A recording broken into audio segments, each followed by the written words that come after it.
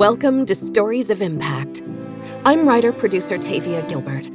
Every first and third Tuesday, journalist Richard Sergey and I bring you conversations about the art and science behind innovative tools that help human beings flourish. And this season, we hear from world experts about all facets of human flourishing. Today's guest is international superstar, dancer, choreographer Judith Jamison. In 1964, at just 21 years old, Jamison made her dance debut in New York with the American Ballet Theater. She soon joined the Alvin Ailey American Dance Theater, eventually becoming the company's principal dancer, then its artistic director. And since 2011, she's been the Alvin Ailey American Dance Theater Artistic Director Emerita. The lives and legacies of these two extraordinary Black American dancers, Alvin Ailey and Judith Jamison, are inextricably linked. When he recruited the 22-year-old to perform in his innovative, multiracial modern dance company, Ailey was inviting Jamison to contribute to the conversation and craft of modern dance in America, in a time when racist policies and people were violently resisting racial integration. In 1966, Jamison toured Europe and Africa, performing the company's robust repertoire, a body of work that spoke directly to the African-American experience. Now, more than 50 years after that first world tour, in conversation with Richard, Jamison shares wisdom, insights, and inspiration from a lifetime immersed in the art of movement, and what lessons from Ailey she continues to offer students and dancers today. There's an American culture of things being created here on this soil and being wound and twisted and elevated or reduced or whatever. That's that creative process. And that to me is very important when Ailey Company is representing the United States, that we have care in carrying our cultures. And Mr. Ailey made sure it was cultures. The company was founded to celebrate the African-American cultural expression and experience in the modern dance tradition of our country, so that includes a whole lot of people, as America's supposed to include, right? Mr. Ailey thought it was very important to bring in work that said, this is American, this is American, this is American, so we could show that wonderful diversity that we fight for every day. We could show that diversity and be proud of that, because that's what makes an American company unique. He was the first modern dance company to have repertory, and with not just Black people in the company, but everybody who could dance. He said, I don't care if you're green, can you dance? Dance lifted the hearts and lives of both Jamison and Ailey, whose father abandoned him at the height of the Great Depression when Ailey was just 3 months old. He was raised in a small Texas town by his teenage mother, and they withstood hard physical labor in the cotton fields and as domestic servants, along with violent racism and sexual assault. Though he endured so much suffering, Ailey channeled that pain into a dance repertory designed to have a social impact. These were stories of resilience, celebrations of strength and dignity, including the signature solo choreographed for Jamison, Cry, an intense, demanding 16-minute dance Ailey dedicated to all Black women everywhere, especially mothers. Ailey and Jamison knew trauma and grief connected them to humans of all creeds and colors. I had the basis of church and pageantry in the church, and I thought I could grasp what being poor was. Mr. Ailey's story is, that is something. And that we should be able to take it everywhere around the world. And you don't have to know a Negro spiritual. You don't have to know Horton technique. You don't have to know anything. Just come into the theater and hear the richness in what they're singing, even if you don't understand. It's rather like listening to opera. When Pavarotti is singing Nessun Dorme, when he sings that, you don't necessarily have to understand what he's singing about. Just listen to that voice, In 1960, When he was just 29 years old, Ailey premiered his modern dance, Revelations, which became his best-known work and the dance theater's signature performance. Choreographed to spirituals, gospel, and blues, the dance tells the story of the anguish of slavery and the joy in baptism and Christian rebirth, a uniquely American story with its universal appeal. Because it's universal that we have been through trials and tribulations and that we've suffered, and you name somebody who hasn't. But let us say that when you hear the first strains of I've been buked and I've been scorned, but you can see the yearning in the dancers' faces and in their hands are like this, outstretched hands, looking heavenward, looking earthward, looking heavenward. That already says something with a minimal amount of movement. If you got through the sadness of Fix Me Jesus and Didn't My Lord Deliver Daniel and Waiting in the Water and Sinner Man and I Want to Be Ready, and you get to Rockin' My Soul in the Bosom of Abraham, there are people that just want to pick up tambourines and understand that that is flourishing. When you've gone the entire journey through the sadness, through everything that life offers in this 1.5-hour classic work, and it finishes with joy. So from struggle, everything in between, and then you finish with joy, not happy, but with joy, genuine joy. That's flourishing. That means we've made a connection with you. And believe you me, dancing it felt good to hear people understand it, to understand that this was something very seriously embedded in African American culture, which is human beings going through this journey to flourishment, you know? Repertory like Revelations affirms that suffering is a necessary part of life, and without it, flourishing cannot follow. Do we have to go through all this to flourish? Do we have to suffer like this to flourish? I think if you're living life, you don't aim to suffer, but that's life. It happens, it goes on, So the best thing you can be doing is being as prepared as possible, having the strength and the love and understanding what's abiding in your heart, and understanding when you look at that person in the mirror in the morning, you better be looking at who you really are and not the facade that you may necessarily put on when you're out in the street. But as soon as you start with the truth of self, and get rid of what you got to get rid of, and then face the world. This is work, it's hard, but face the world going through it like this is life, tomorrow's life, the next day, be glad you have the life you have. And then be able to understand how strong you are. People have had time to think now, haven't they? If they haven't come to some revelation by now, they're never coming to it. You know what I'm saying? Because there are places in the heart that should flourish, once you see some beautiful, creative piece, not necessarily beautiful. It can be crass and not good and ugly and blah, blah, but at least you're having an experience. You know what I'm saying? I think from the bottom to the top of what life can be, in the middle, all helps us to be nourished so that we can flourish. Ailey wanted his company's astonishing body of work to resonate long after the piece was over, to deepen empathy, community, peace. Dance was his love language. Just staying connected with each other. He wanted us to unite so badly through our dancing and through our love of music and through our love of art and through caring for other people. He would say that to us. You care, you genuinely have to care for people that you wish to have in your life.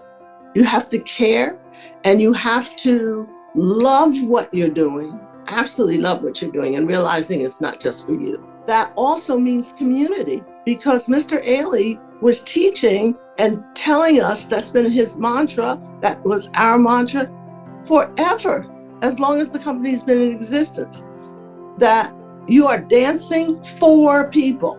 You are not dancing in a vacuum.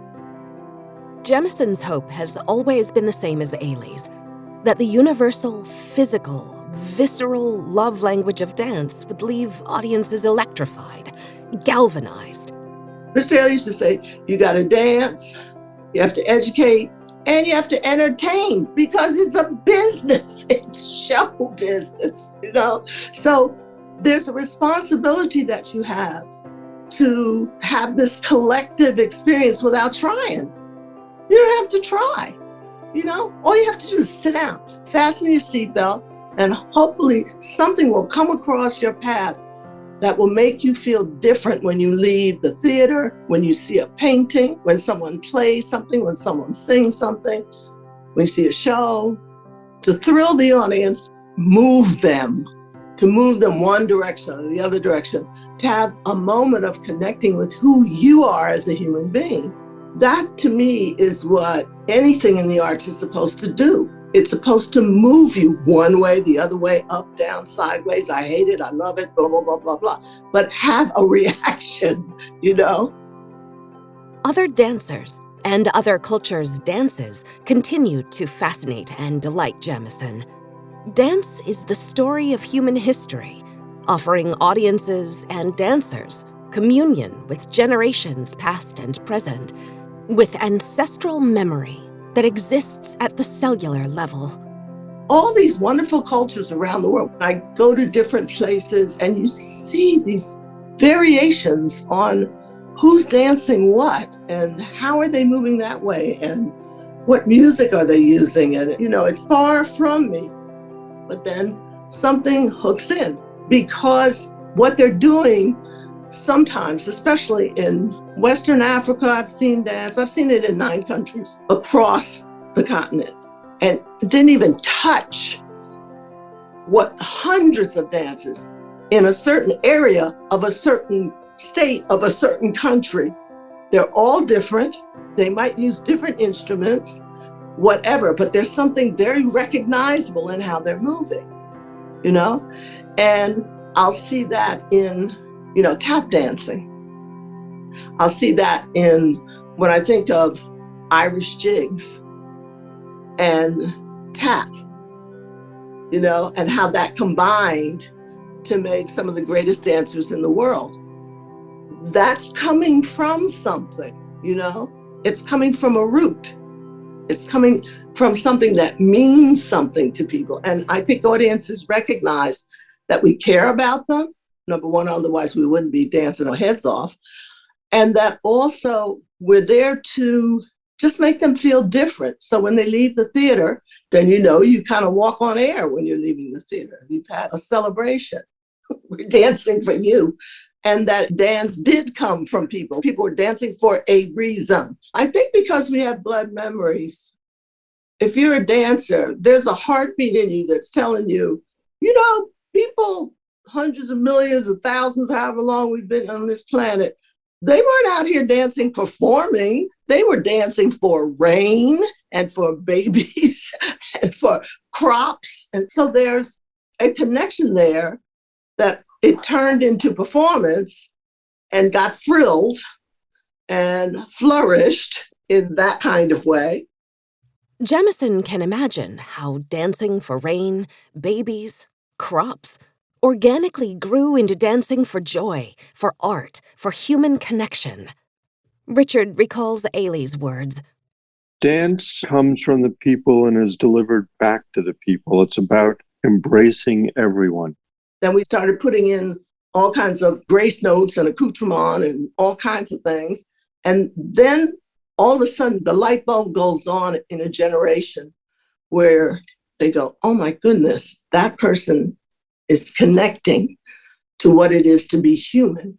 And when Alvin says the dance came from the people, he's talking about not necessarily our audiences, because most of them, you know, people don't come to the theater as dancers, but the dance itself, dances that were created on street corners, dances that came from blood memories, dances that came with an idea of the whole idea of creativity, of facing yourself in a mirror and creating something based on your truth. And Mr. Ailey thought that dance could only come to you when you recognize that you're not dancing in a vacuum and that you're creating something that's supposed to move people. And you have to realize that it came from them in the first place. Jamison's work as a dancer not only made her an international star, it gave her a physical language she used to tell the story of generations of powerful, resilient Black women, their pain, suffering, and loss, as well as their strength and triumph. Her body was her voice. Because there were no words in what I was saying when I would go on stage. So I would use it. And I asked dancers, whatever you're going, your life, it's your life, whatever you're going through, use it. You're not the only one that's going through madness. You know what I'm saying? So you use it and you make sure that nothing really spills out on the sides, that you're really concentrated in knowing, I'm about to show you something that maybe you've never seen before. And it's not necessarily a protest ballet. It's not necessarily a riot ballet. It's not necessarily any specific piece that Mr. Ailey created where he wanted to elevate the story of our struggle. But part of the struggle was, I'm a creative person. This is what he used to say. I'm a creative person. That means I can create anything. I don't have to create one thing. So therefore, the 75 ballets that he created when he was alive are not all about the same thing. They're about everything he experienced as a human being. And that was supposed to help bring people together to understand, I know that too, you know? As the company toured, communicating a message of interracial brotherhood, of connection and inclusion, of transcendence, they knew not all of their American brothers and sisters were receptive. Our marvelous company director, Bill Hammond, he was a Southern white guy who used to book the company into hotels, and he'd go ahead of us arriving there to make sure. He had to tell people there are Black people coming into but whatever, I just remember, whatever you're going to throw at me, I'm going to give it back to you in the most beautiful way, in the most exquisite way I possibly could, and with love, with absolute love, because I love what I do, and I'm here to share it with you. Sometimes you don't want to, share it with me. That's okay too. As long as I can snag you into the theater, I'll share something with you. And so from generation to generation, you don't ignore what's going on. You certainly know what's going on, but you put it in a place, or I used to put it in a place where I could use it. Communion with other dancers has been the root of both Jamison's and Ailey's flourishing. Their astonishing physical expressions made both these artists' lives and craft rich and deep. And it's still what, at nearly 80 years old, keeps Jamison passionate and vibrant today. What makes me flourish is being around dancers, just being around them, and working with them and feeling that energy coming off of them, because we're all on the same plane. We're all there. And we're all after the same sublimeness. And that when that happens to you, it's I can't even explain it. It's like your feet are not on the ground. They are above the ground. Even though everything might be hurting you as you're dancing, that you might be in a great deal of pain. But the love of what you're doing. And I also mentioned to dancers, their sense of humor. If you can't have levity in your life, then forget that. If you can't laugh, sounds like an ideal life, laughing, loving, having your heart open. And that leads to vulnerability, which is just fine. People are afraid of that vulnerability when they're out in the world.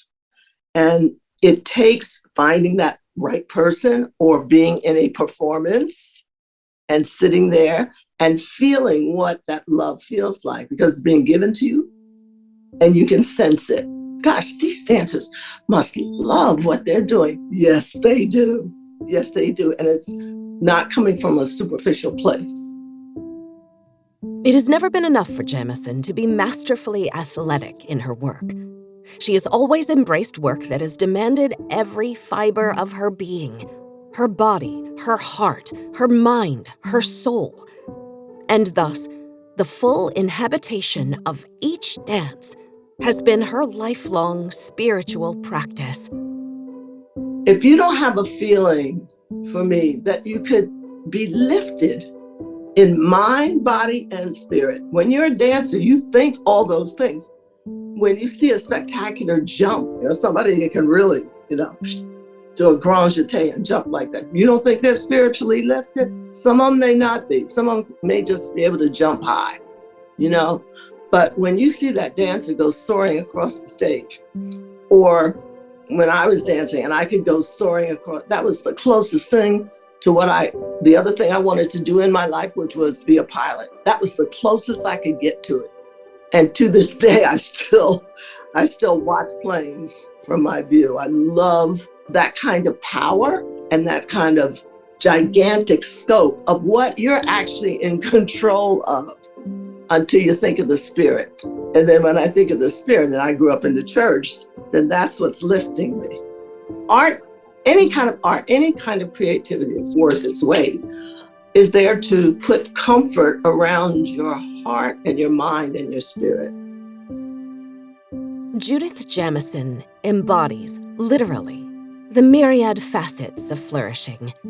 She has inhabited the full experience of life, acting as a medium for her audience, sharing universal stories of the human condition, from sorrow to celebration. Her body has embraced the blood memories of cultures around the planet, and her voice, both physical and verbal, resonates with the wisdom and experience of generations. I'm electrified by the way she carries flourishing within her blood, bone, and sinew. And I am moved. Please be sure to check the show notes for a link to a video of the Alvin Ailey American Dance Theater in performance. It's an experience you absolutely don't want to miss. In 2 weeks, we'll be back in conversation with another extraordinary woman, Mary Robinson, former president of Ireland. Here's a preview. The impacts of climate change are more severe on women and girls, again, because of their different social roles. They're more severe if girls have to stay out of education because the school is being destroyed. They're pushed into early child marriage. They're more severe because women still have to put food on the table, as I said. Women are not just victims, they're also agents for change. And that's something that I'm very keen to show in a very visible way. We'll be back for the full conversation in 2 weeks. In the meantime, if you appreciate the Stories of Impact podcast, please follow the podcast and rate and review us. We're on Twitter, Facebook, and Instagram, and you can find us at storiesofimpact.org. This has been the Stories of Impact podcast with Richard Sergey and Tavia Gilbert. Written and produced by Talkbox Productions and Tavia Gilbert, with associate producer Katie Flood. Music by Alexander Filipiak. Mix and master by Kayla Elrod. Executive producer Michelle Cobb. The Stories of Impact podcast is generously supported by Templeton World Charity Foundation.